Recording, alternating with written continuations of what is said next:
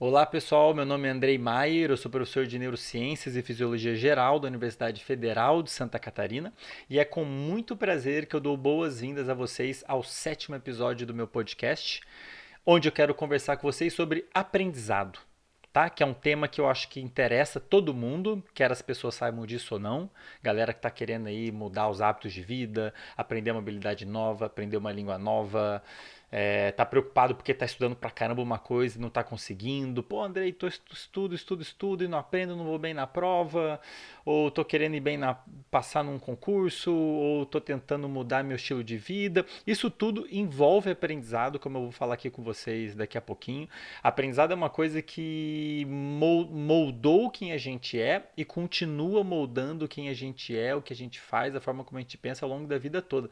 A gente continua aprendendo ao longo da vida toda. Quando você vai aprender uma receita nova, quando você vai, sei lá, aprender a mexer em alguma rede social nova, que é o meu caso. Quando o algoritmo de uma rede social muda e você tem que aprender as novas regras para você saber quais são os melhores posts, stories para a galera aí que está preocupada em melhorar o alcance.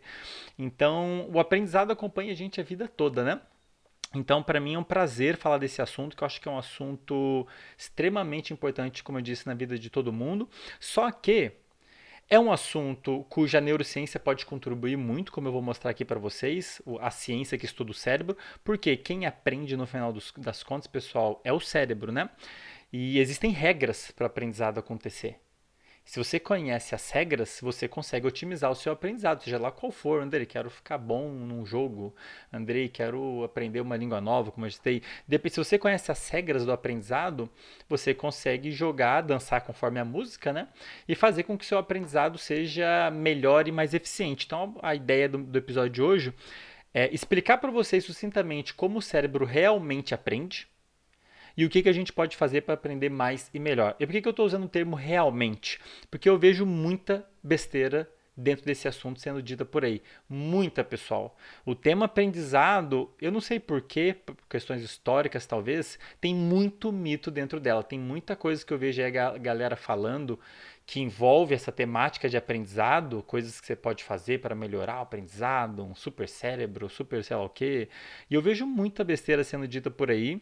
Inclusive hoje eu quero desmentir um dos maiores mitos, não vou dizer um dos maiores, mas um grande mito, um deles, não vou conseguir desmentir, desfazer todos os mitos em um episódio, mas eu quero falar de um que eu vejo sendo muito disseminado aí e está totalmente errado, que é a tal pirâmide do aprendizado. Já já vou comentar sobre ela, beleza? Eu tinha intenção de falar nesse episódio também sobre reprogramação mental. Reprogramação mental. Não sei se vocês já ouviram falar sobre isso. Eu tomei conhecimento desse tema não muito tempo atrás, que alguém me mandou alguma pergunta numa caixinha lá no Instagram, não me lembro. E, enfim, eu fui procurar saber no YouTube. Pelo que eu vi, eu dei uma olhada por cima, o que as pessoas pensam que é reprogramação mental, e preciso dizer que eu vi muita besteira também, tá? E eu ia falar sobre um pouquinho mais em detalhes sobre isso nesse episódio, mas vou deixar para gravar um episódio só para falar sobre reprogramação mental. Mas só para não deixar de comentar, porque talvez eu tenha criado expectativas no pessoal do Instagram, ou talvez acabei de criar expectativa em você aqui. Reprogramação, do ponto de vista de neurociência, nada mais é do que aprendizado. Tá? Porque, como eu vou comentar daqui a pouquinho, quando a gente aprende uma coisa nova, qualquer aprendizado, tocar violão, falar uma língua, aprender a lidar com uma pessoa, aprender a controlar uma emoção, tudo, qualquer tipo de aprendizado, aprender a ter medo de alguma coisa ou aprender a não ter medo de algo, qualquer aprendizado envolve mudanças nas conexões do cérebro. Certo? Já já eu vou falar um pouquinho mais sobre isso. Isso é reprogramação à luz da neurociência. É você mudar os circuitos do cérebro de modo que agora ele vai processar uma informação de um jeito diferente, ele vai lidar com o contexto de uma forma diferente, porque você mudou mesmo a estrutura do cérebro. Agora, e o reprogramação seria isso, o mental seria cérebro, tá? À luz da ciência, mente e cérebro não tem diferença. Qualquer coisa que seja atribuída à mente, que você veja falando, isso é coisa da mente, é na verdade do cérebro, tudo bem? E tá aí um outro ponto, podem me cobrar depois para gravar um episódio só para falar da relação mente e cérebro, mas aqui eu já queria aproveitar para desfazer esse mito de que mente e cérebro são coisas diferentes, não são, e existem muitas evidências científicas para isso. Ok? Depois, um outro episódio, eu posso falar mais disso. Reprogramação mental, pessoal, em linhas gerais aqui, nada mais é do que aprendizado. Então, tudo que eu colocar aqui, vocês podem aplicar também para reprogramação mental, qualquer coisa que envolva aprender algo, aprender uma nova forma de pensar, aprender, sei lá, qualquer coisa que envolva aprendizado, é, vai estar valendo porque eu vou falar aqui hoje. Tudo bem? E como eu disse, pessoal, o aprendizado, essas mudanças que acontecem no cérebro, elas obedecem regras. Não, o seu cérebro não permite qualquer mudança que aconteça nele. Que bom, senão a gente poderia avacalhar aqui circuitos super importantes para nos manter vivos e a gente ia morrer, tá? Então, assim, existem regras para a gente conseguir, para o próprio cérebro permitir mudanças nele, reprogramar, ele se reprogramar. Existem regras para isso, para o aprendizado. E como eu disse, se a gente entende as regras, que é o que eu quero ajudar vocês hoje, você consegue otimizar o seu aprendizado, beleza? Mas sem mais delongas, chega de enrolar, Andrei, vamos lá. Vamos primeiro, pessoal, antes da gente começar a falar o que a gente pode fazer para aprender mais, que eu acho que é o que muitos de vocês devem estar interessados, vamos entender primeiro o que é aprendizado. Já dei uma pincelada ali quando eu falei de reprogramação mental, mas que é a mesma coisa que aprendizado. Mas vamos pensar o que é aprendizado. Eu queria fazer uma pergunta para vocês, pessoal, para vocês entenderem o que é, né? Quando você não vai lembrar de quando você era neném, mas imagina um neném que acabou de nascer, beleza? Imagina um nenenzinho que acabou de nascer, seu irmãozinho, seu priminho, seja lá quem for. Pensa nele. Agora eu vou te fazer uma pergunta. De tudo o que você sabe fazer hoje, imaginando esse neném, imaginando o neném que você era quando você nasceu, o quanto você sabia quando você nasceu?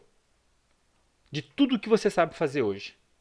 Eu sei falar, eu sei interagir com pessoas, eu sei fazer contas, talvez, eu sei escrever, talvez, eu sei, sei lá, eu sei diferenciar objetos, eu sei mexer o braço, eu sei digitar no telefone, de tudo que você sabe fazer ao longo do dia. Pensa em tudo que você faz.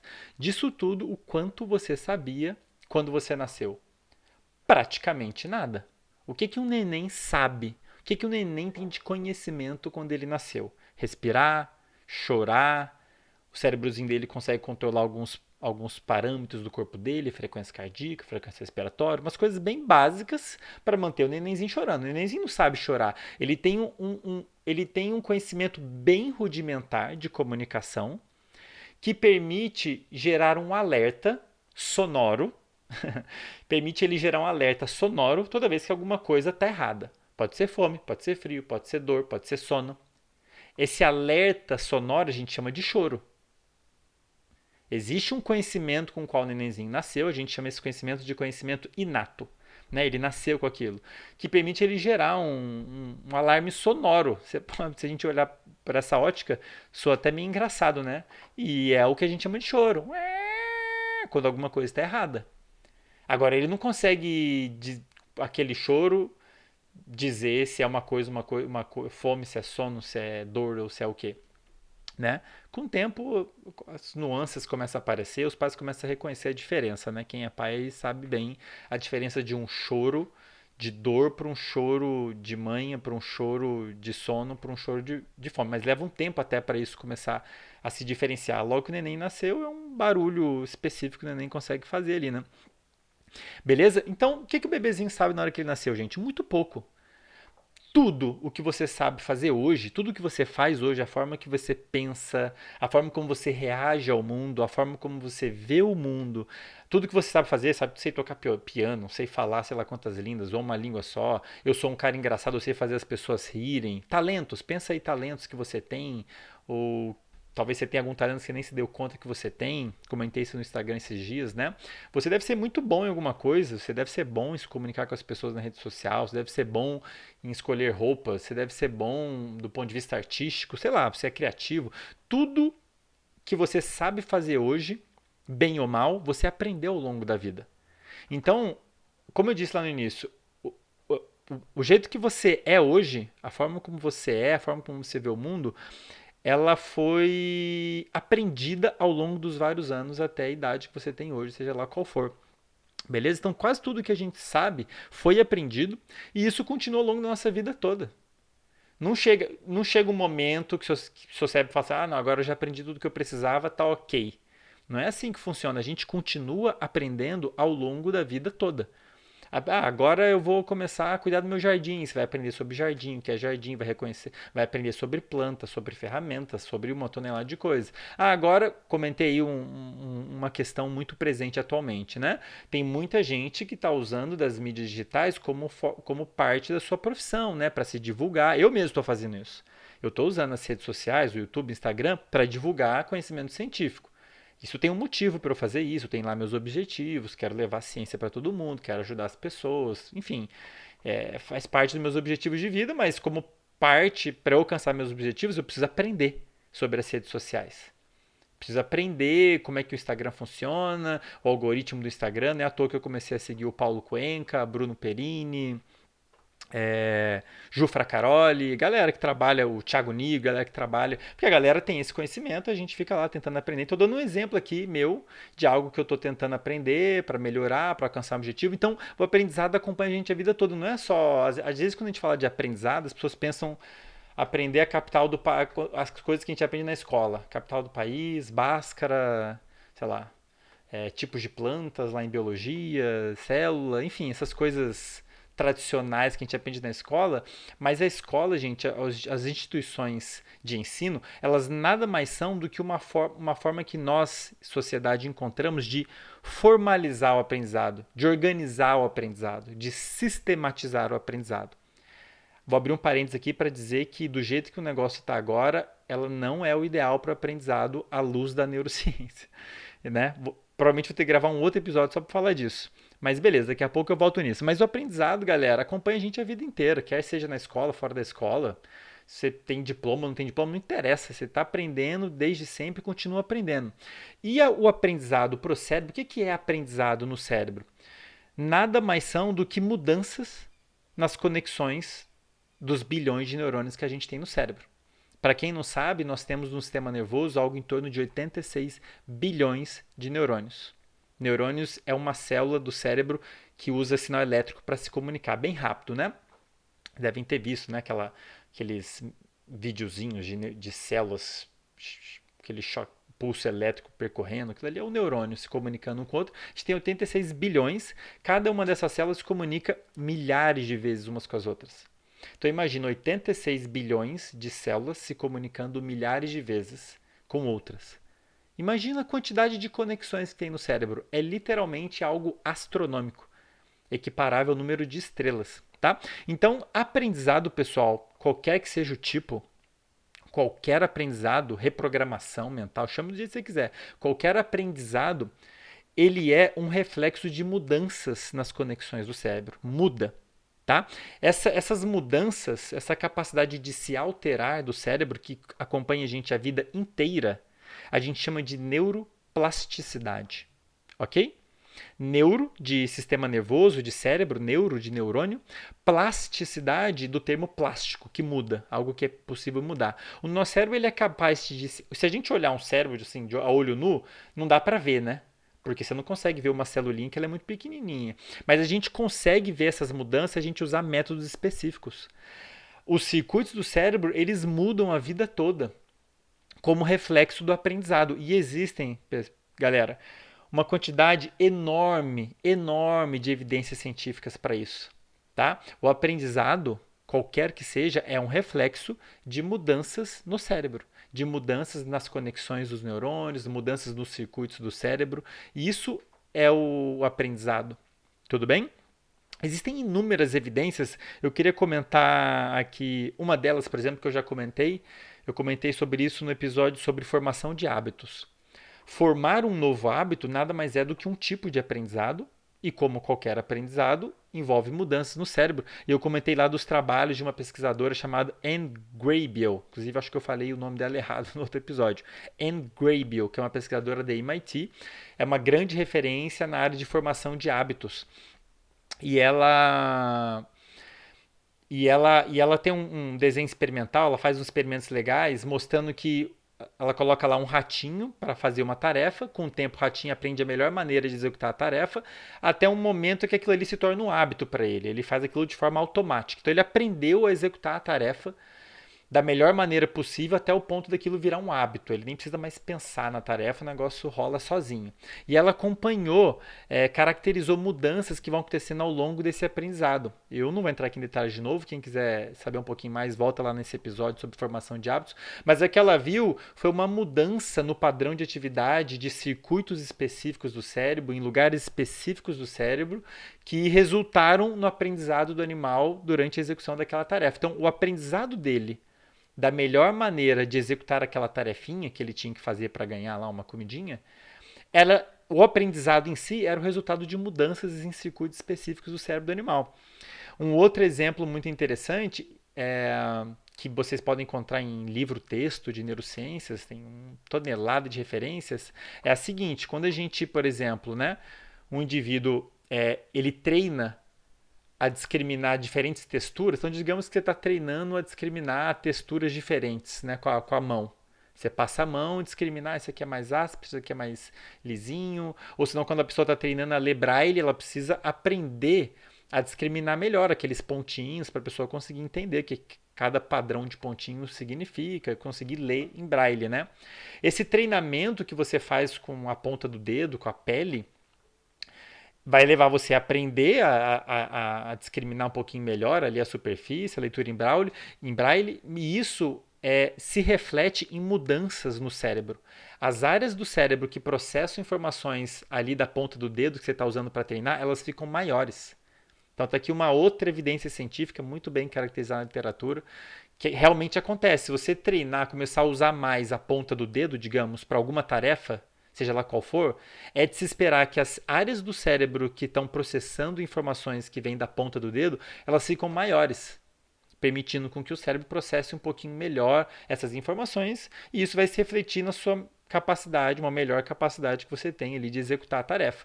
Então, pessoal, existem inúmeras evidências científicas mostrando que qualquer aprendizado, que o aprendizado é um reflexo de mudanças no cérebro, e a gente consegue mensurar isso, tá? Aprendizado não é mágica, não é mágica. Tipo, plim, apareceu uma informação. Aprendizado são mudanças que acontecem nos circuitos do cérebro, que a gente chama de neuroplasticidade. Beleza, pessoal? Eu falo muito beleza, pessoal, né? Não sei se alguém tá ficando irritado com isso. Ó, o barulhinho de gole. Desculpa aí os que estiverem irritados com o meu barulhinho de gole. Beleza, pessoal? Agora olha só que massa, galera. Isso, vamos parar para pensar um pouquinho. O nosso cérebro, ele tem a propriedade de se alterar em resposta ao ambiente externo, que está acontecendo aqui fora, e aos seus objetivos. Isso é sensacional. Isso é sensacional. O nosso cérebro, o sistema nervoso, ele tem capacidade de se alterar de acordo com o que acontecer aqui fora e de acordo com seus objetivos, e isso é muito importante para nos permitir que a gente se adapte a qualquer ambiente. Então, digamos, você mudou de cidade, foi para uma cidade que é uma cultura muito diferente. As pessoas conversam de uma forma diferente, talvez usem outra língua. É outra língua, a forma de interagir é diferente. Nesse outro país não é normal você fazer elogios, muito elogio pega mal. Você não pode encostar nas pessoas, assim, né? Tem lugares que a proximidade física não é confortável. Então tem uma série de novas regras que você vai ter que aprender para você se adaptar àquele ambiente. Toda vez que você conhece uma pessoa nova e tem que interagir com ela, você tem que meio que aprender certas regras para lidar com aquela pessoa, correto? Aquela pessoa ela é, sei lá, ela é mais calma, ou ela é muito irritada, e você começa a aprender, bom, eu sei que eu não posso fazer tal tipo de piada com ela que ela fique irritada. Então, se parar para pensar, o aprendizado, como eu disse, está acompanhando a gente ao longo da vida toda e talvez vocês nem tenham percebido. O simples fato de você ter que aprender a lidar com uma pessoa nova já é um aprendizado.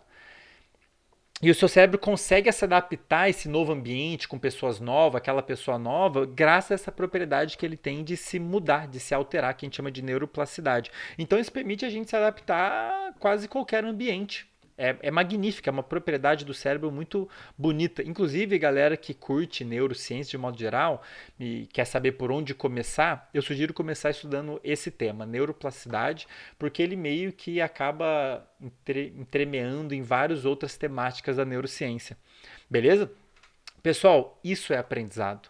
Seja lá como você vai chamar, aprendizado são mudanças que acontecem nos circuitos do cérebro que a gente chama de neuroplasticidade, e elas são lindas porque permitem a gente se adaptar a novas situações, novos contextos, novos desafios, alcançar objetivos e tudo mais. Acompanha a gente a vida toda. Acontece que, né, como eu já dei uma pincelada aqui, em alguns momentos específicos da vida, a gente quer sistematizar esse processo. Certo? A gente quer organizar esse processo de aprendizado para a gente aprender uma coisa específica para um objetivo específico. Certo? Então, digamos, Andrei, eu quero muito, sei lá, aprender, eu quero muito começar a cuidar do meu jardim. Beleza, você pode decidir sistematizar o aprendizado que você vai precisar para conseguir cuidar bem do seu jardim. Aí você compra um curso, aí você vai fazer um curso, tem vídeo aula, tem, sei lá, tarefa, e aí você mexe no jardim ou não mexe, enfim. Você procura sistematizar o processo, ou um exemplo mais óbvio é o caso de qualquer aluno aí que está na escola ou na faculdade ou estudando para concurso.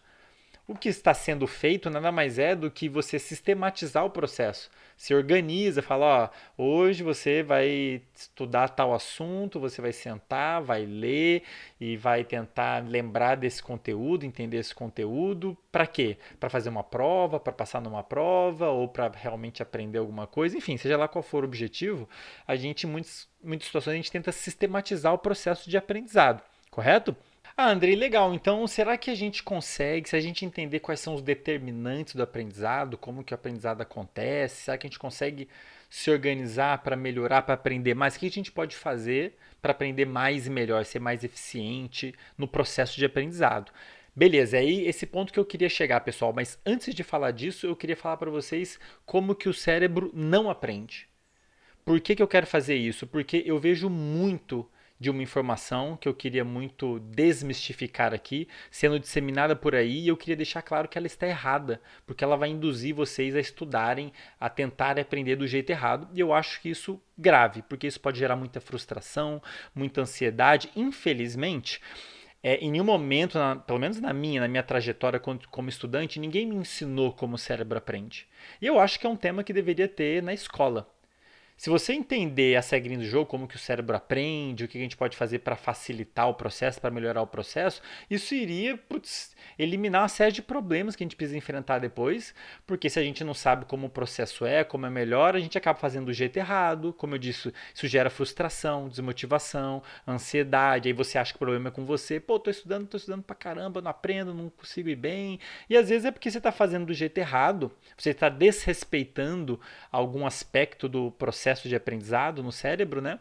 E aí o negócio não está funcionando direito, às vezes você está até atrapalhando o aprendizado sem perceber, e aí você acha que o problema é com você, quando na verdade é só a falta de conhecimento de como que o cérebro aprende, o que a gente pode fazer para ajudar, para facilitar o processo, né? E tem um dado que é muito disseminado por aí. Eu recebo link patrocinado sobre isso o tempo todo e eu queria deixar claro que está errado, que é a tal pirâmide do aprendizado, pessoal. Eu falei sobre ela no primeiro episódio. O que é a pirâmide do aprendizado? É uma pirâmide, vocês devem jogar aí no Google que vocês vão encontrar. Uma pirâmide que supostamente diz quais são os melhores métodos, melhores técnicas para você estudar. E ela diz, no topo da pirâmide você tem assim, segundo essa pirâmide, né? A proposta dessa pirâmide, que se você estudar um conteúdo, tentar aprender o conteúdo lendo, você vai aprender só 10% dele. Se você tentar aprender um conteúdo escutando, você vai aprender 20%. Se for vendo, 30%. Se for vendo e escutando, 50%. Ou seja, se você estiver só me escutando aí no esse podcast, você vai lembrar só 20% do que eu estou falando. Se você estiver vendo e escutando no YouTube, você vai aprender 50%. E ela continua, diz que se você conversar, debater, classificar, numerar, você vai aprender 70%. Se você praticar, botar em prática, você vai aprender 80%. Se você ensinar outros, você vai aprender 95%. Galera, bem lá no fundo existe alguma verdade, alguma, bem pequena, assim, bem mascarada por trás dessa pirâmide, mas de um modo geral ela está errada. Errada, tá? Essa pirâmide, já vou falar sobre os dados que ela está propondo, os números, né? Mas essa pirâmide ela foi ela começou a ser proposta, ela não era chamada de pirâmide do aprendizado, mas ela começou a ser proposta, foi citada inicialmente lá mais de 100 anos atrás, 1852, se não me engano. E se vocês forem pesquisar sobre ela, vocês provavelmente vão encontrar assim: a pirâmide de aprendizado segundo, aí vai ter um autor embaixo, o suposto autor da pirâmide, o suposto pesquisador que propôs a pirâmide, né? E vocês vão encontrar provavelmente um desses 4 nomes. Anota aí: Edgar Dale, William Glasser, que eu acho que é o mais comum de aparecer, Trailer, DG Trailer ou National Training Laboratories, NTL. Um dos 4 referências que você vai encontrar como se tivesse proposto essa pirâmide e como se ela fosse uma verdade absoluta. E eu queria deixar claro o seguinte: não existe evidência científica para esta pirâmide do aprendizado. Todos eles, o Edgar Dale, ele comentou sobre essa, ele nem chamou de pirâmide de aprendizado, ele chamou de Cone of Experience, cone da experiência. Ele falou dela em um livro chamado Audiovisual Methods in Teaching, e ele nem citou os números 10 a 95%. O William Glasser, coitado, eu vejo muito essa pirâmide sendo atribuída ao tal do William Glasser. Eu simplesmente não consegui encontrar aonde que ele sequer citou essa pirâmide. Eu não sei se ele dava palestras e comentava sobre ela, ou se tem algum livro, algum texto que ele colocou em algum lugar aí e ele comentou dessa pirâmide, mas essa pirâmide é muito atribuída ao William Glasser e eu sequer encontrei aonde que o William Glasser falou dessa pirâmide, tá? O Trailer, em 1967, acho que ele popularizou bastante essa pirâmide. Ele falou de uma versão dessa pirâmide em um livro chamado Film and Audiovisual Communication. Ele comentou sobre os números, mas ele não citou a referência. E também teve a National Training Laboratories, que propagou essa pirâmide na década de 60, popularizou ela, como se ela tivesse feito os experimentos e mostrado aqueles valores, mas aparentemente diz ela que perdeu os dados. Enfim, no final das contas, pessoal, quem quer que seja a referência citada, eu quero deixar claro para vocês, garantir para vocês que não existe evidência científica para essa pirâmide. Você pode aprender muito mais do que 10% lendo.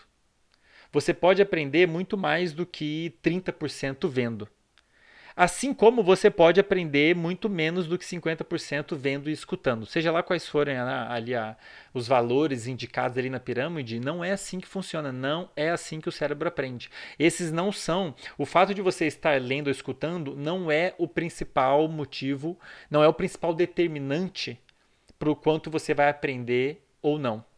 Ok? Inclusive, existem inúmeras, só vocês pesquisarem aí, pessoal. Qualquer trabalho que tenha quantificado alguma coisa sobre aprendizado, sei lá, colocou os alunos para estudar um tema, depois passou uma avaliação para eles, um dia depois, uma semana depois. Vocês vão ver que o aluno é capaz de lembrar, de aprender muito mais do que 10% lendo, tá?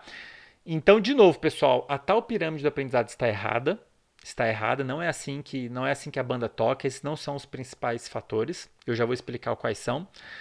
Esses referenciais que eles citam não têm evidência científica nenhuma. Edgar Dale, William Glasser, DG Trailer, National Training Laboratories, nenhum deles. O William Glasser sequer vi referência dele falando da pirâmide, mas mesmo que ele tenha falado, eu sei que não tem evidência científica nenhuma. Talvez seja alguma teoria da pessoa, não tem evidência científica para esses valores e mais, repito, existem evidências científicas de que está errado, mostrando que se você ler, você aprende mais que 10%. Esse não é o mais importante se você está lendo ou escutando, beleza? Aí estão perguntando, caramba, não sei se vocês já conheciam a pirâmide ou não, mas muita gente conhece e infelizmente muita gente reproduz essa pirâmide. Daí vocês devem estar se perguntando agora, né? Tá, Andrei, o que é então? O que realmente importa então? Se não é o fato a técnica em si. Eu vou falar de técnicas também. Se não é a técnica em si, o que vai determinar o quanto eu vou aprender de um conteúdo que eu estou propondo aprender ou não? Pessoal, antes de eu começar a falar os principais fatores, para deixar vocês bem curiosos, eu queria deixar um outro ponto claro sobre aprendizado. O cérebro, ele não quer lembrar de tudo. Não é interessante a gente lembrar de tudo o que aconteceu. Pensa aí os últimos dias, ontem, anteontem. O quanto que você lembra de tudo o que aconteceu? Semana passada, coisas que são triviais, que não têm alguma importância, seja lá, talvez o que você comeu no café da manhã, um mês atrás. Você lembra? Não lembro. Por quê? Isso não tem relevância. O nosso cérebro ele não está interessado em lembrar de tudo. Isso é contraproducente. Inclusive, existem alguns casos clínicos que, por algum motivo, o indivíduo lembra de tudo que ele vê e fica muito difícil para ele conseguir extrair as mensagens principais, por exemplo, de um texto. É muito importante que o nosso cérebro tenha mecanismos para selecionar o que vai ficar e o que não vai ficar. Lembra que eu falei que aprendizado são mudanças nos circuitos do cérebro, certo? O nosso cérebro é muito criterioso nisso. Ele não existem regras para você ter essas mudanças nas conexões acontecendo. E das mudanças que aconteceram, existem uma série de processos que vão selecionar aquelas que vão ficar e aquelas que vão ser desfeitas. Tá? Então o aprendizado, ele no final das contas não deixa de ser um processo de seleção também.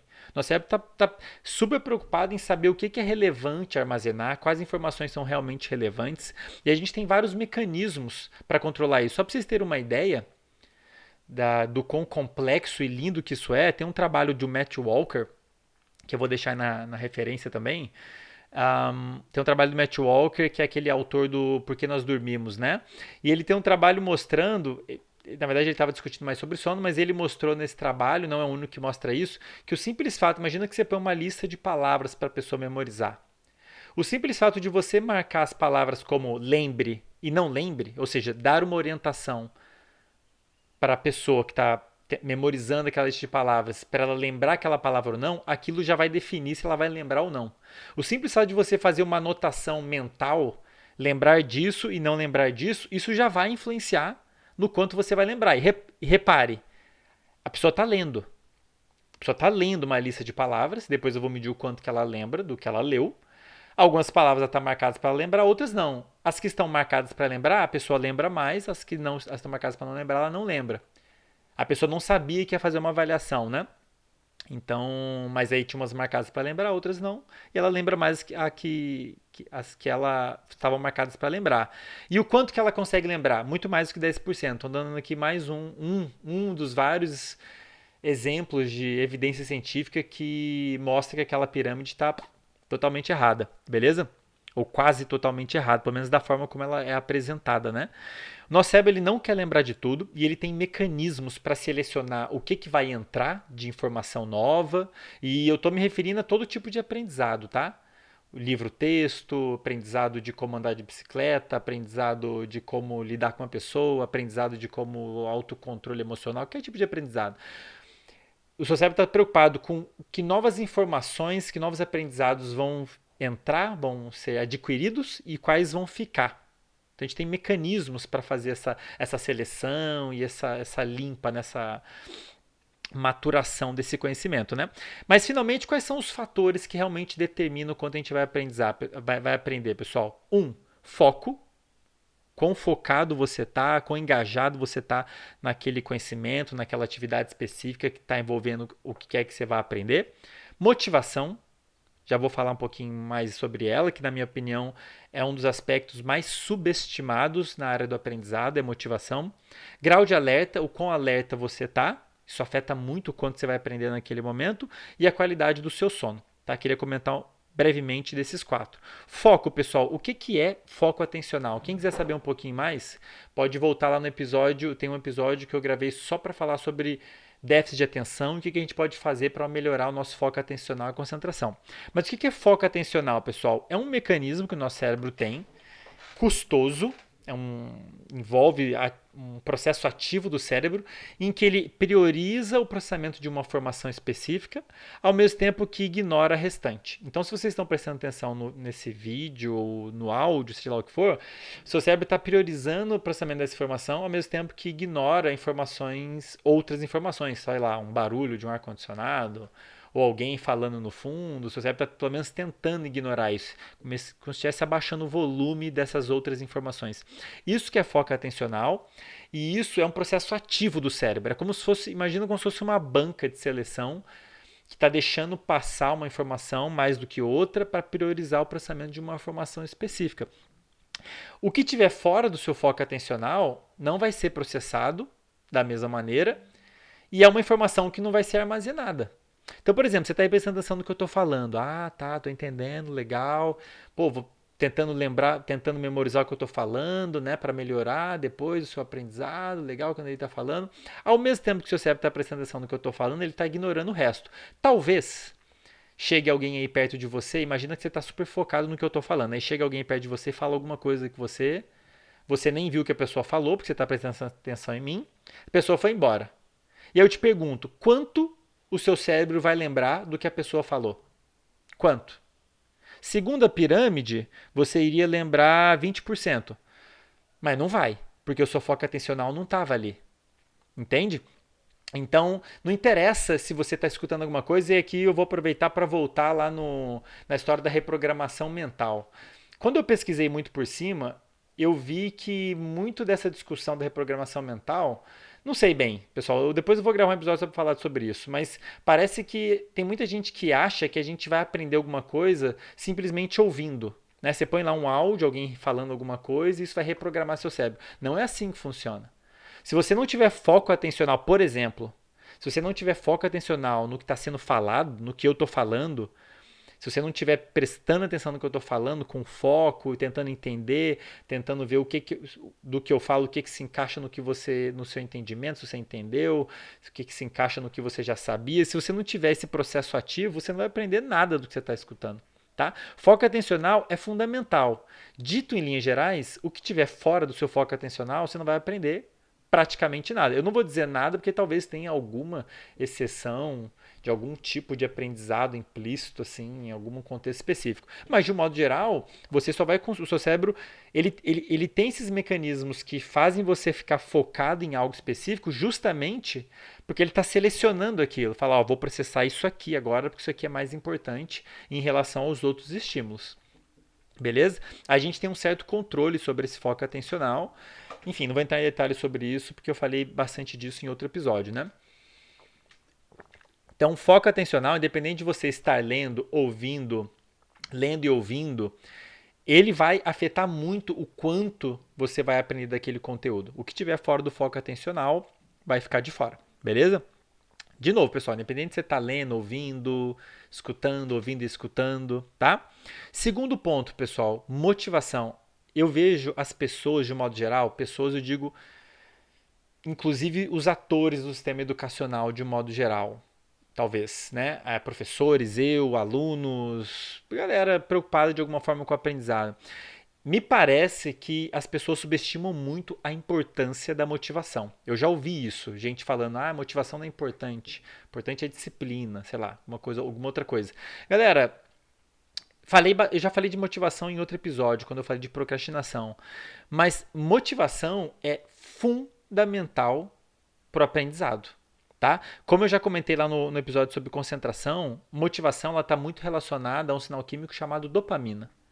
Quando a gente tem liberação de dopamina, a gente fica motivado para fazer alguma coisa, inclusive prestar atenção e aprender alguma coisa.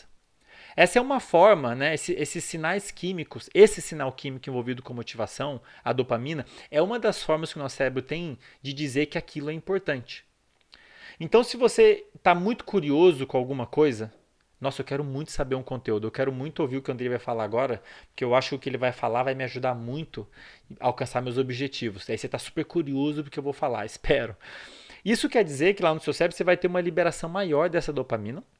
E essa dopamina não só modula os circuitos envolvidos com a atenção, então isso vai fazer com que fique mais fácil você prestar atenção no que eu estou falando, para você pegar as informações e colocá-las dentro do cérebro, como também vai marcar essas informações como sendo importantes. O cérebro entende que aquilo que está acontecendo ali, naquele momento que você está motivado, prestando atenção em mim, etc e tal, vai marcar aquilo como sendo importante de modo que você vai conseguir lembrar mais depois. Essa dopamina que é liberada quando a gente está motivado, ela ajuda o cérebro a saber o que é relevante, e essas informações adquiridas nesse contexto, elas vão ser mais consolidadas, vão ficar mais firmes no cérebro, vai ser mais fácil você adquirir essas informações.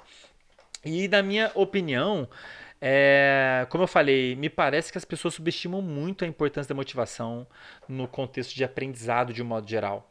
Né? Tanto os alunos como os professores. É muito difícil você aprender algo novo Muito difícil, sem ter alguma motivação para fazer aquilo. Seja qual a motivação dele? Pode ser fazer a prova e bem na prova, ou pode ser passar no concurso e ganhar dinheiro, pode ser simplesmente ficar bem na turma porque você tirou uma nota boa, pode ser realmente aprender um conteúdo porque você acha que aquilo vai te agregar. Enfim, qualquer que seja o motivo, é muito difícil você aprender algo novo sem motivação, porque os circuitos envolvidos com foco atencional ficam muito prejudicados e o processo de formação de memória também.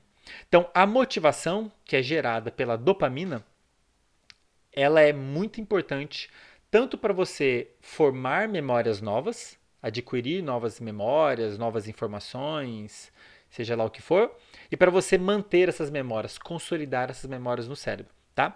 Eu esqueci de comentar, pessoal, um outro sinal químico muito importante no contexto de aprendizado relacionado a foco é uma que chama acetilcolina. É um sinal químico que é liberado no cérebro e ele ajuda o cérebro a ter foco, a priorizar uma informação em detrimento das outras. Né? A tal da acetilcolina que é liberado quando você está muito engajado numa tarefa. E por que eu estou citando esses sinais químicos? Justamente se as pessoas entenderem que não é uma mágica. O nosso cérebro ele tem mecanismos, como eu disse, para selecionar o que é importante e o que não é importante, para ele memorizar, para ele aprender somente aquilo que realmente é relevante, aquilo que realmente vai fazer alguma diferença no futuro. Qual que é a ideia? O nosso cérebro, a ideia, ele é construído de modo a adquirir informações somente aquelas que vão ser úteis.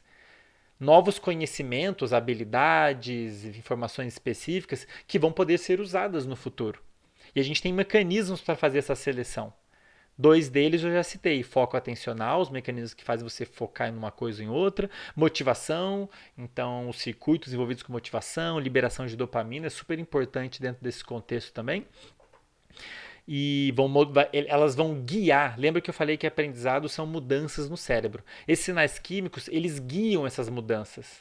Ó, essas mudanças aqui são boas de acontecer, são importantes de acontecer porque ela é importante, ela tinha motivação e o foco atencional. Enfim, quando você está focado e motivado, você muda a química do seu cérebro e essa mudança química é super interessante para você consolidar esse novo aprendizado, né? Terceiro ponto, então foco, motivação. Terceiro ponto que afeta muito o aprendizado. As pessoas talvez saibam intuitivamente, mas eu vou explicitar. Grau de alerta. É meio óbvio, né, gente? Quão bem você vai conseguir aprender um texto se você for ler ele no horário que você está com sono, em comparação ao horário que você está muito alerta? É muito diferente. E de novo, pessoal, eu estou falando do mesmo método de aprendizado, o mesmo método, que é ler. Te dou um texto para você ler, o mesmo texto. Quando que você acha que você vai aprender mais? Se eu te der logo depois de acordar, eu sei que muita gente acorda meio com sono, ou logo antes de dormir, que é o meu caso, estou com muito sono, ou se eu te der no meio do dia, no horário que você está super alerta. Em qual você acha que você vai aprender mais? Quando você está muito alerta. E de fato, o ambiente químico do seu cérebro, quando a gente está muito alerta, é muito diferente de como o seu cérebro está quando a gente está sonolento ou quando a gente está dormindo. Beleza? Um outro sinal químico que está, além desses dois que eu já comentei, acetilcolina, dopamina, um outro sinal químico que está relacionado ao nosso grau de alerta, e eu já citei ele nos episódios anteriores sobre sono, é a noradrenalina. É um sinal químico que é liberado quando a gente está excitado, quando a gente está agitado, quando alguma coisa importante acontece, uma novidade acontece, ou quando você está com medo, alguma coisa te assusta. Você tem liberação desse sinal químico e um dos efeitos que ele tem é aumentar, ligar o cérebro, aumenta o padrão de atividade das células, deixa elas mais ativas. E isso para o aprendizado, pelo menos em certo grau, é super interessante. Né? E eu queria já aproveitar aqui para desfazer um mito que muita gente, voltando aí à história da reprogramação mental, porque eu fui pesquisar sobre reprogramação mental lá no YouTube, comentei lá no Instagram, né? E vi lá uns vídeos, uns áudios para as pessoas ouvirem enquanto dormem, supostamente porque vai reprogramar o cérebro delas. Galera, durante o sono, quando o seu cérebro está dormindo, e eu falei isso no episódio anterior, o padrão de atividade dele é muito diferente de quando a gente está acordado. O seu cérebro ele não vai aprender nada novo do ambiente externo enquanto você está dormindo. Não adianta colocar um áudio enquanto você está dormindo, você não vai aprender nada sobre esse áudio. Não adianta, sabe aquele mito de você colocar alguém falando outra língua enquanto você dorme? E aí você vai acordar sabendo um pouquinho mais do daquela língua. Galera, isso é um mito. Quem me dera fosse assim. Eu ia dormir ouvindo alemão, sei lá, ouvindo francês. E aí ia ser todo mundo poliglota. Era só botar um áudio quando você dorme, beleza? Não é assim que funciona, infelizmente. Por que você não vai aprender nada novo enquanto você está dormindo? Porque enquanto você está dormindo, não tem como você ter foco, você está dormindo. Motivação não tem como você ter em relação aqui ao ambiente externo, porque você está dormindo. Seu grau de alerta é o mínimo possível, você está dormindo. Então, todos os outros três parâmetros que eu comentei, eles estão opostos ao que a gente precisa para aprender. Aprendizado, pessoal, infelizmente, ele é, entre aspas, doloroso. É uma coisa que gasta energia, certo? Você precisa colocar o foco ali, isso gasta, isso é oneroso para o nosso cérebro. Você precisa ter motivação para fazer isso. Você precisa ter esses sinais químicos, acetilcolina, dopamina. Você tem que estar alerta para você conseguir adquirir novas informações. Se você não está nesse estado, você não vai aprender nada novo em relação ao ambiente externo, beleza? Mas então, se eu tenho foco, motivação e um bom grau de alerta, você está numa situação muito boa para você adquirir novas informações, beleza? Se eu te dou um texto sobre um assunto que você adora, que você tem muita motivação, no momento do dia que você está bastante alerta e está descansado, de modo que você vai conseguir, num ambiente adequado para você ter foco, ambiente silencioso, esse vai ser um ambiente muito adequado para você adquirir aquela nova informação que está naquele texto. Certo? Você está alerta, com foco e super motivado. Inclusive, o fato de você estar motivado já vai fazer você ter muito mais foco do que se você não tivesse motivado. Como eu comentei também lá no segundo episódio do podcast, né? Motivação e foco andam de mãos dadas, pessoal. Beleza?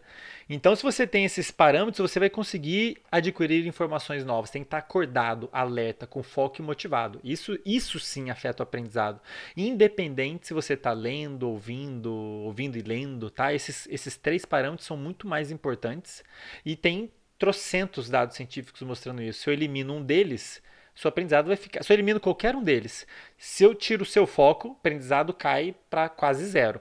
Motivação vai cair drasticamente, até porque você não vai conseguir ter foco direito. Se você não tiver o grau de alerta adequado, você não vai conseguir aprender nada, entendem? Isso sim afeta o aprendizado. Se eu tirar qualquer um desses parâmetros, o seu aprendizado, seja lá qual for o método que você está usando, vai por água abaixo. E existem sim maneiras de a gente otimizar esses parâmetros para o aprendizado ser ótimo, tá? Mas finalmente um quarto parâmetro que eu queria comentar que é a qualidade do sono. Comentei nos últimos dois episódios, o sono é fundamental para tudo que você faz na sua vida. Todos os aspectos da sua vida são afetados pelo sono, inclusive o aprendizado. Tá?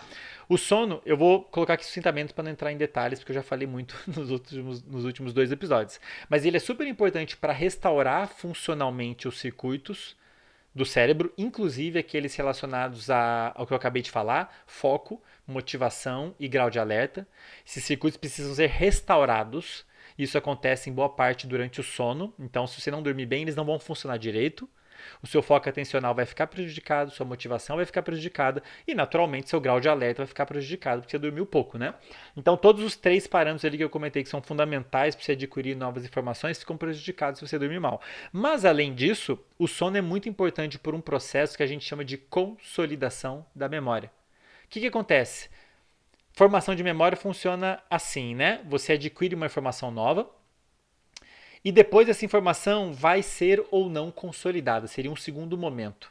Então, o primeiro momento a gente chama de codificação, que é você adquirir uma informação nova, uma memória nova, e depois ela vai ser consolidada. E esse segundo processo de consolidar, de deixar a memória mais firme, em boa parte ele acontece quando a gente está dormindo, tá? Não é somente quando a gente está dormindo. Enquanto a gente está acordado, esse processo já começa a acontecer. Então, se eu aprendi uma coisa nova, então digamos, vocês estão aqui ouvindo esse podcast ou assistindo, sei lá. Quase que logo em seguida, depois de se expor a isso tudo que eu estou falando, seu cérebro já vai começar a consolidar parte daquilo que você ouviu de novo. Parte dessas informações novas que eu estou dando aqui para vocês vai ser já começar a ser consolidado enquanto você está acordado, tá? Especialmente em quais momentos que isso vai acontecer? Quando você está relaxado, tá? Então, os momentos enquanto a gente está acordado, quando a gente está relaxado, sem estar focado em alguma coisa, sem estar muito engajado em alguma coisa, é o momento onde você favorece esse processo que a gente chama de consolidação de memória. Então, todos esses momentos do dia que você está viajando, relaxando, são super interessantes também para o aprendizado, como eu já comentei lá no primeiro episódio. Você te fazer pausas em momentos certos do dia, do jeito certo, é super interessante para o aprendizado, porque vai permitir com que esse processo aconteça de uma forma mais eficiente, mais eficaz, que é a consolidação. Mas, em boa parte, ela acontece também durante o sono. Beleza? Então, olha só, pessoal, não vou entrar em muitos detalhes nessa parte da formação do sono, porque eu já falei bastante disso nos últimos 2 episódios, né? Então, olha só, pessoal, foco, motivação, grau de alerta e sono. Esses sim são os 4 parâmetros que vão afetar muito o quanto você vai aprender, seja lá o que for. Uma habilidade nova, uma língua nova, a lidar com pessoas, a lidar com situações novas, a lidar com uma experiência que você teve emocionalmente. Isso tudo depende muito desses parâmetros. E alguns colegas comentaram, eu falo muito disso no Instagram, eles comentaram um quinto parâmetro que eu queria comentar aqui: emoções. De fato, pessoal, emoção ela afeta muito o aprendizado. Agora, por que, que eu não coloco emoção dentro daqueles 4 parâmetros básicos do aprendizado? Porque, na verdade, emoção, o que ela está fazendo. Primeiro, emoção tem vários tipos, né? Vários tipos de emoção, a gente pode classificar de várias maneiras, mas o que as emoções fazem de modo geral é mexer com aqueles 4 parâmetros que eu comentei.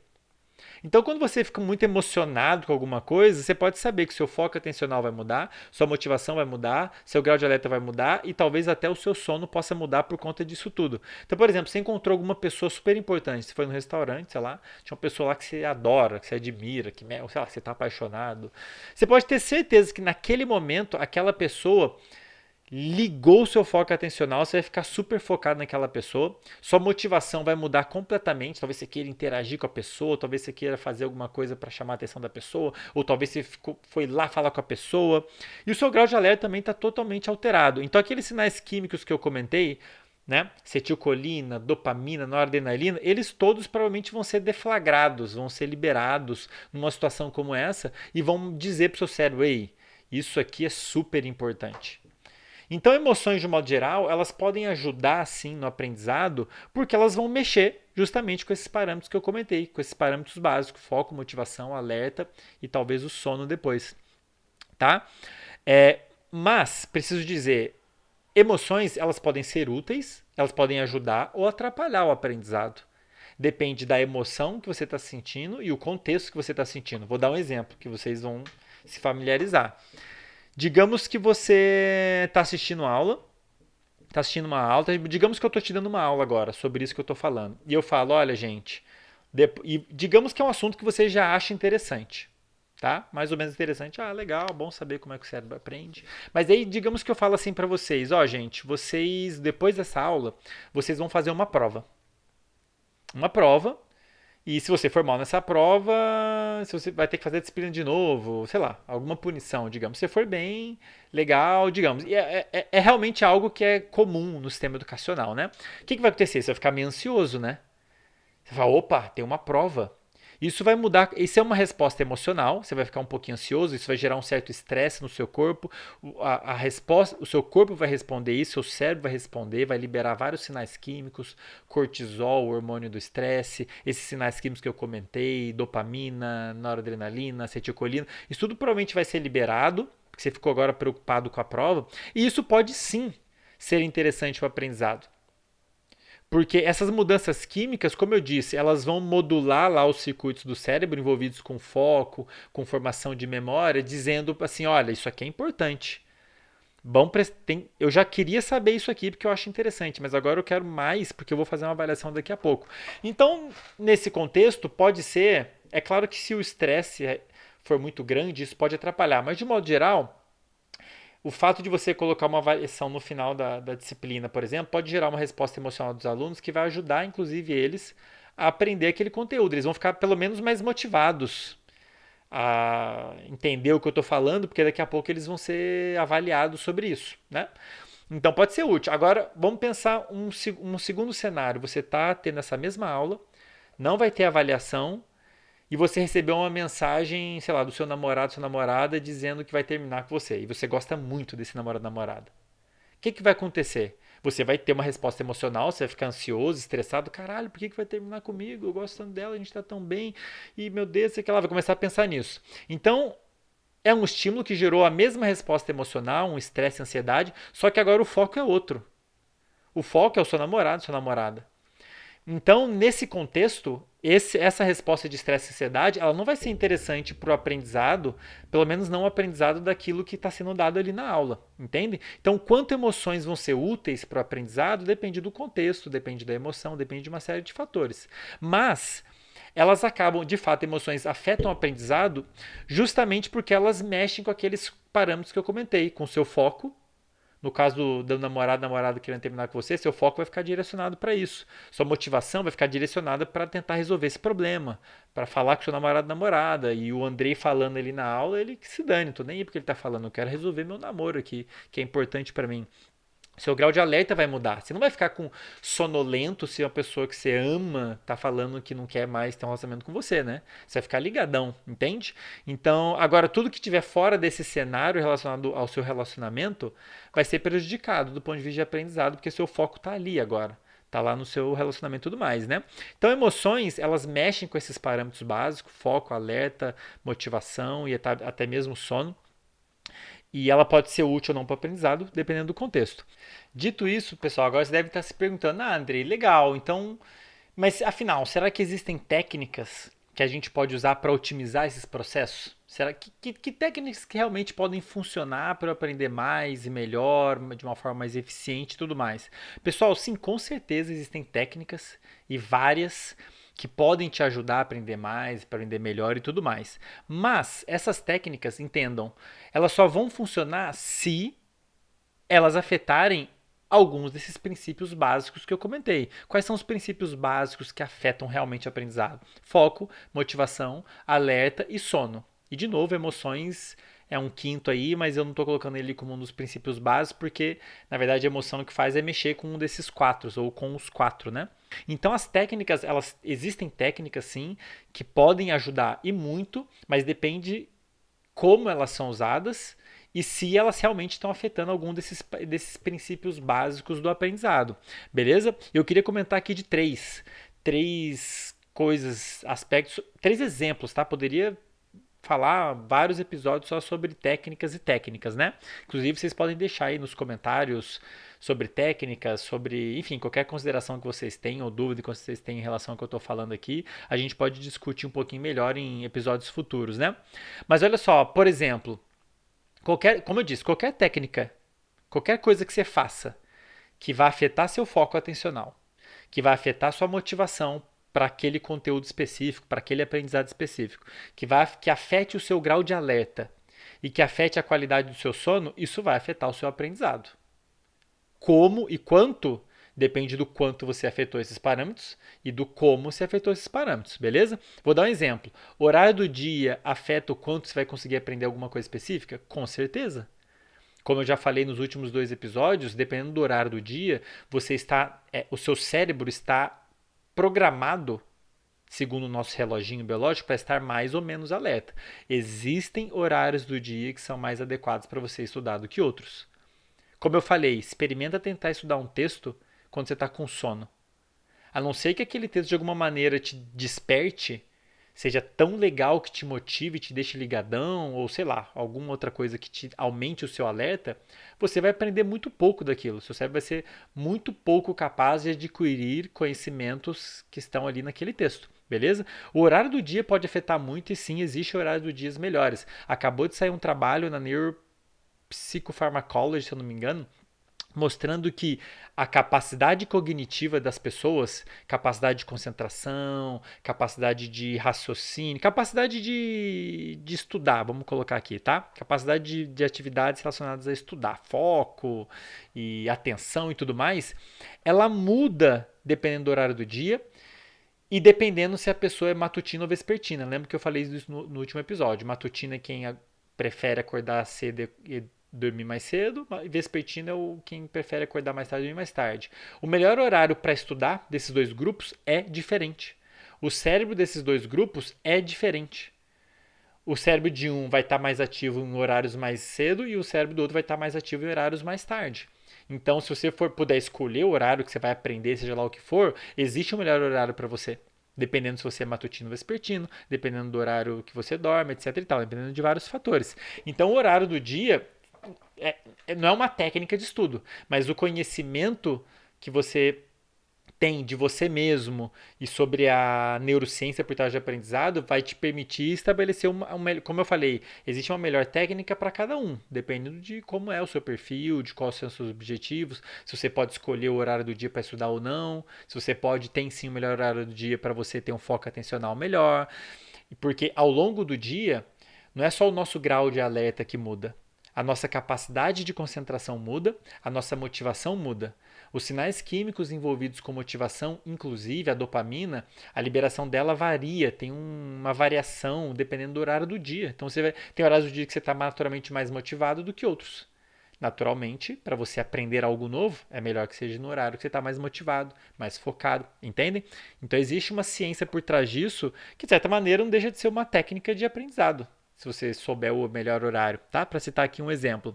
Eu vou deixar a referência desse trabalho aí, provavelmente eu vou fazer mais alguns posts sobre ele, mostrando que o cérebro, a capacidade cognitiva do cérebro muda de acordo com o horário do dia, dependendo se você é matutino ou vespertino. Muito legal, acabou de sair.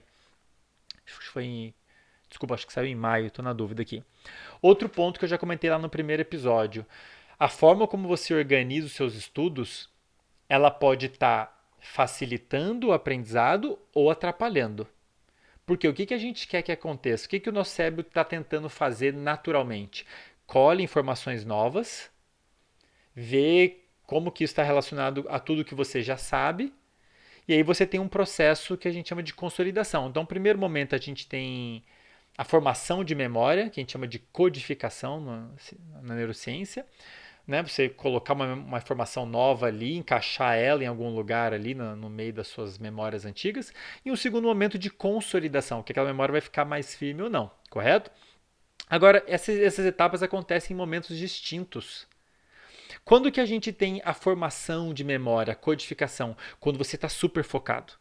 Tipo, você tá focado, prestando atenção, motivado e tá, beleza, tô entendendo. No segundo momento, quando você tá relaxado, viajando, que é uma coisa que acontece quase naturalmente, né? A gente não consegue ficar focado muito tempo. Isso é normal. Existe um limite para o quanto a gente consegue ficar focado, e eu diria que é um limite até bom, justamente para você não colocar informação demais. Imagina que você está montando um quebra-cabeça e não é produtivo você jogar todas as peças ali em cima do seu quebra-cabeça. Você vai botando um punhadinho, vê onde encaixa, né? Aí você põe mais um punhadinho, encaixa aquele punhadinho, aí você vê que tem umas que não vai poder usar agora, deixa para lá, pega mais um punhadinho. É mais ou menos assim, a gente não quer tuchar de novas informações de tudo de uma vezada só, até porque existem limitações para o quanto o cérebro consegue fazer isso. Então, o ideal, isso é uma estratégia fundamental para quem quer otimizar o aprendizado. Fundamental, seja lá o que for. Falei no primeiro episódio, vou falar de novo e vou continuar falando, sei lá, mais quantos episódios. Que é você alternar os momentos de muito foco com os momentos de divagação, relaxamento. Super interessante você fazer essa alternação. Quando você está focado, com o foco ligado, motivado e alerta, você está colocando informações novas. No momento que você troca isso, coloca o modo distraído, relaxado, você permite com que aquele processo de consolidação aconteça. E isso é importante. Se você não permite esse momento de reativação, eu já comentei esse no primeiro episódio, no momento que você está relaxado, ou tirando uma soneca ou dormindo, é o momento que as novas memórias elas são reativadas. Muitas coisas acontecem, não é só isso, mas isso também. A memória é reativada, é como se fosse um eco da memória que você acabou de aprender. E isso é super importante para ela ser consolidada. E se você não respeita isso, você atrapalha esse processo. Então você fala assim, Andrei, entre ficar 4 horas estudando e ficar direto e relaxar 1 hora e pegar essas 4 horas, estudar 1 hora, relaxar 1 hora, estudar, relaxar, é melhor a segunda opção. Você fazer alternâncias de momentos de muito foco e momentos que você está relaxado. Porque no momento que você está focado, você está adquirindo novas informações, está entendendo aquilo, está encaixando, tentando encaixar no quebra-cabeça. Quando você está relaxado, você está consolidando aquilo. Seu cérebro está olhando as pecinhas que você encaixou, vendo se eles estão no lugar certo. As pecinhas que estão no lugar certo, elas vão ficar. As que estão no lugar errado, você tira. Então, e esse segundo momento de limpeza, seleção e consolidação, ela acontece muito quando a gente está relaxado, divagando, dormindo. Então é importante que haja essa alternação. A gente não quer foco atencional o tempo todo. Isso não é produtivo para o processo de aprendizado como um todo. Então é muito importante que a gente aprenda a fazer essas alternativas. Existem maneiras ideais de se fazer isso. De novo, isso vai depender de uma série de fatores, o que você está estudando, o horário do dia e tudo mais. Mas de um modo geral, entenda que é interessante você trocar muito focado para relaxado, muito focado para relaxado, beleza? A soneca entra aí que é uma beleza, porque a soneca da tarde, como eu já falei 1 milhão de vezes, ela é super interessante para o aprendizado por dois motivos. Uma, restaura os circuitos relacionados a foco atencional, alerta e motivação, etc. Um pouquinho, pelo menos. E mais importante do que isso, permite com que você tenha esse processo de consolidação da memória.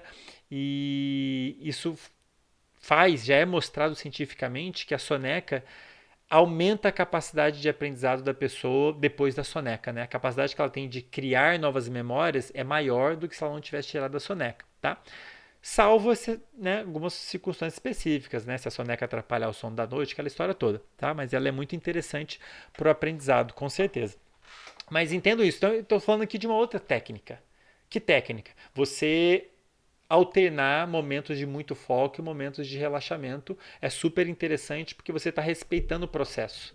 Formar memória, consolidar memória. Formar memória, consolidar memória. Você otimiza o processo. Então, de novo, pessoal, independente de você estar lendo, ou assistindo uma videoaula, ou escutando, isso não é o mais importante. O mais importante são esses parâmetros. Você está muito focado? Tô. Você está motivado? Tô. Você está com um grau de alerta legal, interessante? Tô.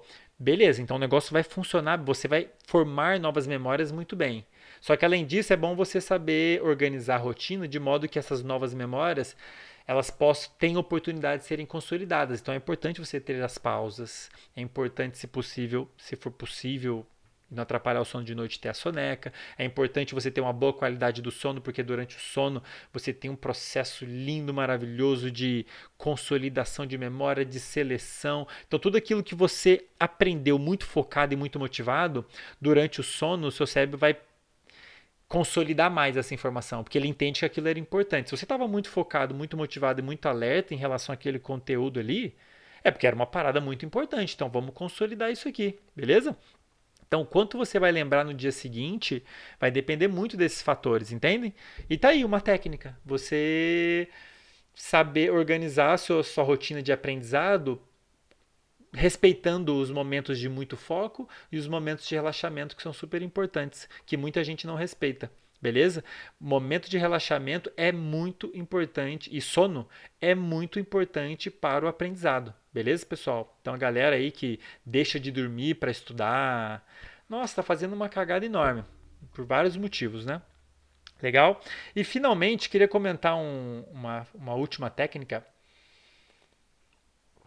porque é o seguinte, que é a tal da revisão ativa. Né? Sei lá como é que a galera chama aí, eu estou chamando de revisão ativa, já vou explicar o que é isso. Porque é o seguinte, como eu falei, o processo de aprendizado é um processo, tem etapas, formar memória, consolidar memória. Esses processos acontecem em momentos específicos, em contextos específicos, e aí se a gente entende, a gente consegue otimizar, como eu dei o exemplo aqui de alternar foco com pausa e tudo mais, que eu já tinha falado isso lá no primeiro episódio, né? Quem quiser voltar lá. Aliás, deixa eu abrir um parênteses aqui. Outras técnicas que você pode usar para melhorar muito o aprendizado é qualquer uma que melhore o seu foco atencional. Falei pra caramba disso lá no segundo episódio. Coisas que você pode ficar alerta, coisas que você pode fazer para melhorar seu foco atencional.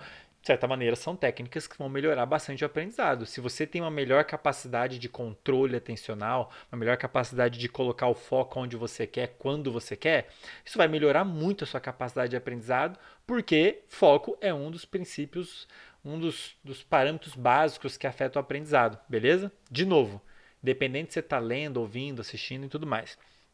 Mas voltando aqui, fecha parênteses.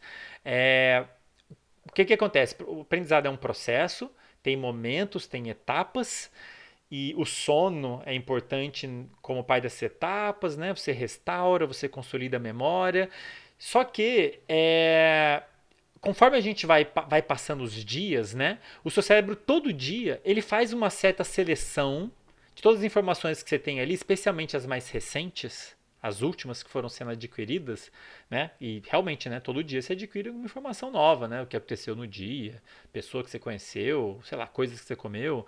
E ele todo dia tá fazendo essa seleção. Isso é importante, isso não é. Isso é importante, isso não é. Isso é importante, isso não é. E o sono é super importante para isso também. Não é só o sono, mas o sono também. Selecionar, isso aqui é importante, não é. Então tem coisas que você estudou hoje, como eu comentei, que vão continuar sendo processadas ao longo dos vários dias. E existe um processo natural do cérebro, agora vem um ponto importante, de esquecer aquilo que não é importante, tá? Ao longo dos vários dias. Aquilo que não é importante é ele esquecido. Como é que ele sabe o que é e o que não é importante? Como eu já falei, tem a ver com esses mecanismos, foco, motivação, alerta. Isso aí tá, esses sinais químicos, acetilcolina, dopamina, noradrenalina lá no são liberadas quando você está motivado e alerta e focado, elas sinalizam para o cérebro, isso aqui é importante, e ele vai usar essa marcação, essas etiquetas para falar, bom, isso aqui é importante, vamos manter, né? Mas ao longo dos dias, ele pode revisitar esse aprendizado, falar, bom, mas será que é importante mesmo? E um aspecto muito importante para o nosso cérebro saber se aquilo que você estudou é importante é o quanto aquela informação, aquele aprendizado foi reativado depois. Quanto mais a gente reativa uma memória, um conhecimento, mais firme ele fica no cérebro. E daí que vem a ideia básica de você revisar um conteúdo, de você treinar alguma habilidade nova, treinar todo dia um pouquinho, de você tentar lembrar um conteúdo, enfim, todas as estratégias envolvidas em você revisitar um conhecimento, né, revisar um conhecimento. A ideia é essa, é você reativar uma memória, um conhecimento, e isso, cada vez que você faz isso, o cérebro entende que é importante, está sendo reativada, então vou deixá-lo um pouquinho mais firme, né? Um processo de consolidação para deixar aquele negócio mais firme. Então, uma coisa que você estudou hoje, por outro lado, uma coisa que você estudou hoje, né? Digamos que você estudou um conteúdo hoje, esse podcast. Se você não fizer mais nada depois disso, você não tentar lembrar o que eu falei, ou por algum motivo, às vezes você o que eu espero que aconteça? Tudo que eu estou falando para vocês, que vocês lembrem depois e apliquem na vida de vocês. Ah, o Andrei falou que foco é importante, então eu vou organizar aqui minhas coisas para ver se isso aqui do foco fazia assim assado. Ah, o Andrei falou da pausa. Então a minha esperança é de que vocês vão usar esse conhecimento que eu estou falando. Mas caso isso não aconteça, caso vocês tenham aprendido alguma coisa nova aqui agora e depois vocês não revisitem esse conteúdo de forma alguma. Tá? Vocês não lembrem dele, não tentem lembrar, não usa, qualquer coisa. Se não fizer mais nada depois disso, o seu cérebro vai entender que essa informação não é útil. E conforme os dias vão passando, ele vai limpando o que não é tão importante. Qual que é o resultado disso, pessoal? Você vai esquecendo aquilo que você aprendeu depois daquele primeiro momento. Se você não fizer nada, se você não revisar esse conteúdo que eu estou falando de alguma maneira, ou tentar aplicar esse conteúdo nos próximos dias, tentar lembrar esse conteúdo por algum motivo nos próximos dias, você vai entender que não é importante e vai eliminando. Isso faz parte do processo de aprendizado. É natural. Depois que você aprender uma coisa nova, o quanto você vai aprender daquilo vai depender muito daqueles fatores que eu falei.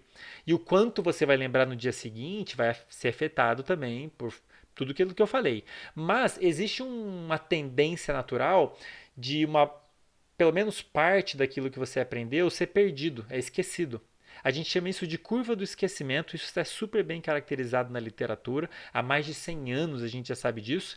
E se for dentro de um estudo tradicional, você sentou para ler um negócio ou ouviu o podcast, se você não fizer nada depois disso, depois de não tentar lembrar, não tentar revisar, depois de 2 semanas você possivelmente já esqueceu 70%.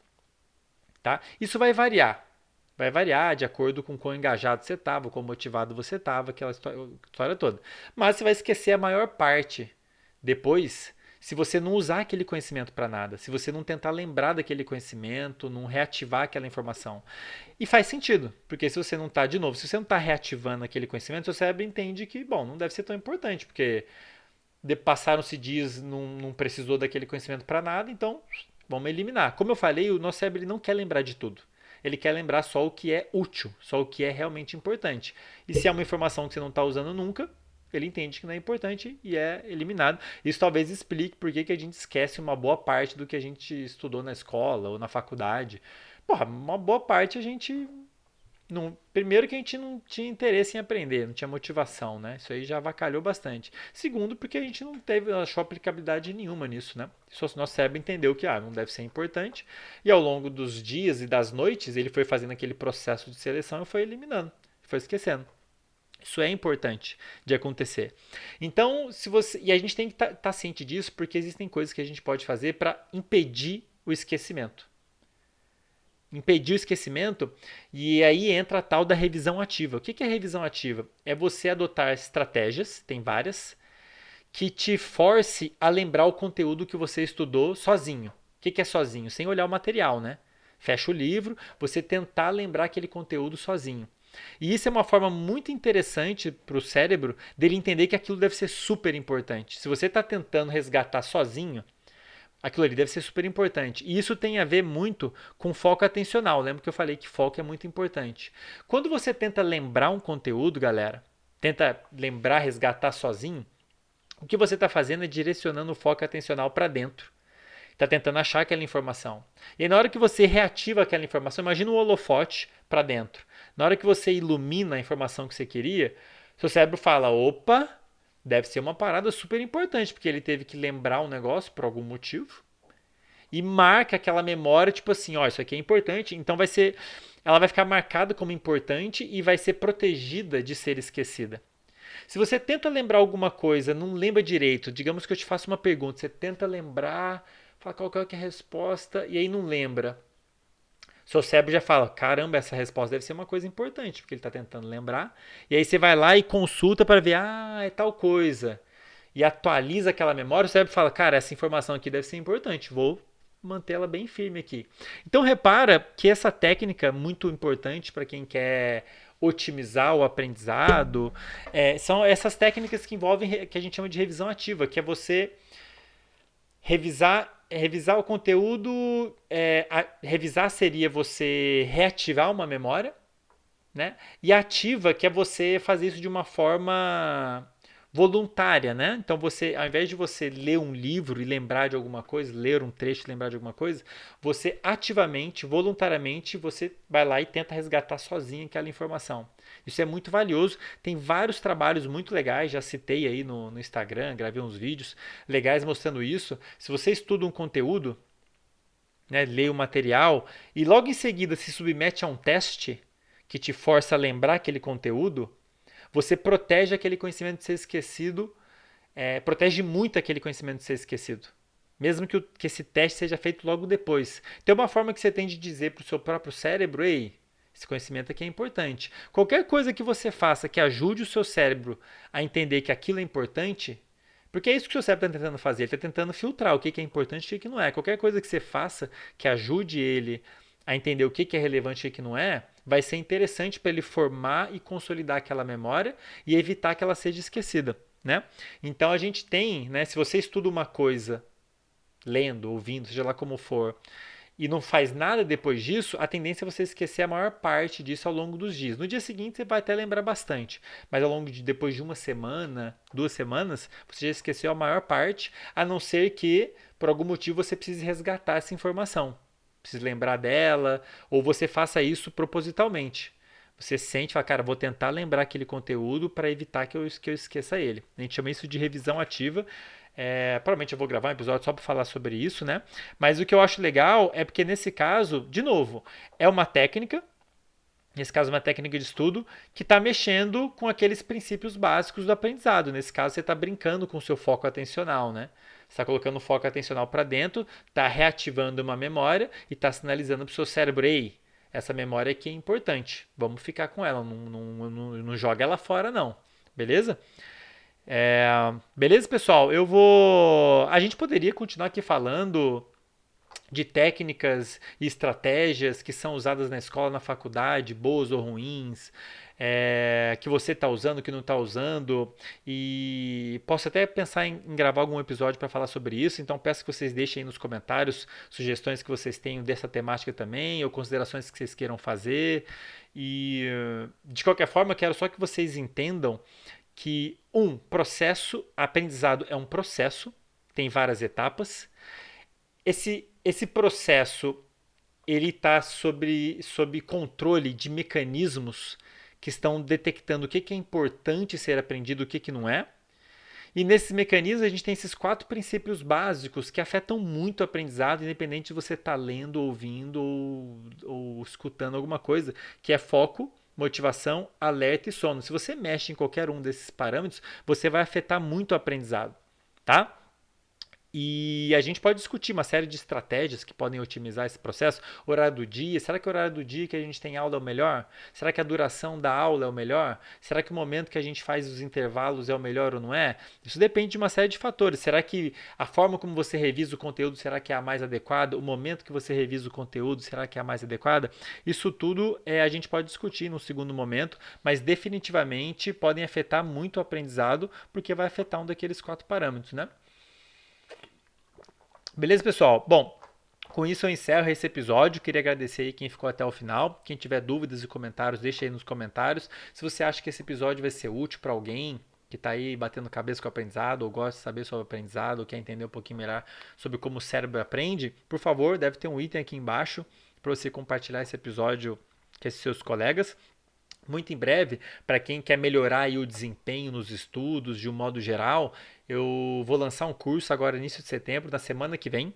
Eu vou lançar um curso, vão ser inscrições limitadas e eu vou falar direitinho de todos esses parâmetros e vou falar de estratégias, né, em detalhes, o que a gente pode fazer para otimizar o nosso aprendizado, otimizar o seu aprendizado, dependendo se você é mais matutino, mais vespertino, o que você pode fazer para melhorar a qualidade do seu sono, o que você pode fazer para melhorar seu foco atencional, o que você pode fazer para evitar mais o esquecimento, para memorizar mais, para aprender mais, e isso tudo de uma maneira mais eficiente e sem ficar batendo cabeça e sofrendo, como eu sei que é a realidade de muitos alunos, infelizmente, né? Então fique ligado, semana que vem eu vou abrir as inscrições, vão ser vagas limitadas, na hora que acabar eu vou cortar, tudo bem?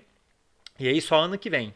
Eu vou abrir provavelmente um curso desse 2 vezes no ano no máximo, tá? Para quem quiser bater um papo um pouquinho melhor, mais direto comigo, eu faço live toda quarta-feira lá no Instagram, @profandei.neuro, quarta-feira às 12h12, só chegar lá, colocar a pergunta e a gente bate um papo por lá. Beleza, pessoal? Espero que vocês tenham curtido, espero que tenha ficado tudo claro. Se não ficou, eu gravo um outro episódio para explicar um pouco melhor. Desculpa se eu fui um pouquinho prolixo em alguns pontos, porque acho que isso faz parte desse molde de podcast, né? Eu estou improvisando um pouco aqui com base nas minhas anotações. Lembrando que esse resumo aqui eu vou disponibilizar lá no Telegram. Tem o link aqui na descrição. Se vocês quiserem depois ter acesso ao meu roteiro aqui, eu vou colocar lá. Só chegar lá. E é isso, pessoal. Obrigado pela atenção. Como sempre, foi um prazer incomensurável e a gente se vê no próximo episódio. Até já!